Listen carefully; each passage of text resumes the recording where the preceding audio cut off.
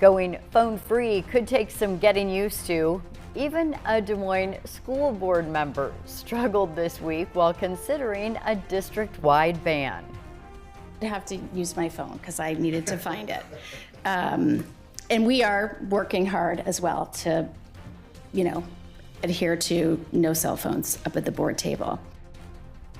Good evening, I'm Erin Kiernan. And I'm Janae Town. Schools and school board members have a couple of models to follow when considering a cell phone ban. 2 metro schools started the year with the new restriction in place. Our Andy Fales checked in on them today. Andy, the schools took different approaches to accomplishing the same goal. Aaron, Hoover High School banned them from only the classrooms. Students have to keep them in their backpacks when they're in there. Bergman Academy, which is just K through 8, requires students to check them into a locker at the start of the day and then returns them at the end.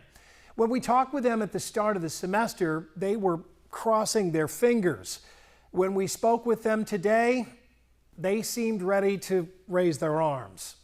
The 2 schools couldn't be much different, but they saw the same things. You'd maybe have 1 out of every 3 kids paying attention to what the teacher's doing. I got to get out there to check my phone in my locker. I've got to see what's going on. Tired of distracted students and frustrated teachers, public Hoover High School and private Bergman Academy decided to take the same leap, banning cell phones from class this year. Skeptics said it wouldn't work. It was just too late to unring this bell. Well, now hear this.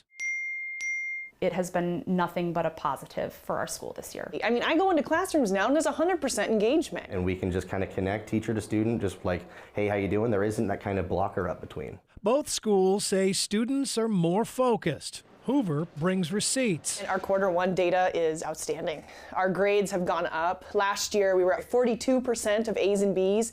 We now, after the first quarter, at 54% of all grades being an A or B. Bergman was concerned with parents pushing back, but so far, In general, we haven't heard a peep. Hoover heard a lot from parents just this month. At parent-teacher conferences, I've had a number of parents, quite a few parents come up to me and say, thanks for giving me my kid back. Teachers say the move has made them better in class, too. We can just teach. We can focus on the academics. We can focus on the content. I don't have to worry about, is someone on their phone right now during my talk, during class? Is someone have an AirPod in that I can't see? I can just focus on teaching. If there's been any drawback, it's that hindsight makes it clear just how bad the problem had gotten. They've rediscovered friends. They've rediscovered themselves, possibly. They've discovered that they like the real world over the virtual world. Some students, they have only been living in the virtual world since COVID. I'm not joking when I say that. It's no surprise that these schools are taking calls from others looking to do the same thing. Again, Hoover and Bergman strike similar notes with their advice. Ultimately, it comes down to there has to be buy-in in your whole school. I think we had to get to a point where the whole staff was like, yes, we are ready to do this. This is important. I had to make sure I had really good people in those positions who understood their role in the system. If there are places in the district that can't say yet, we're there, I would recommend they actually don't start doing it until they have the pieces in place to be successful.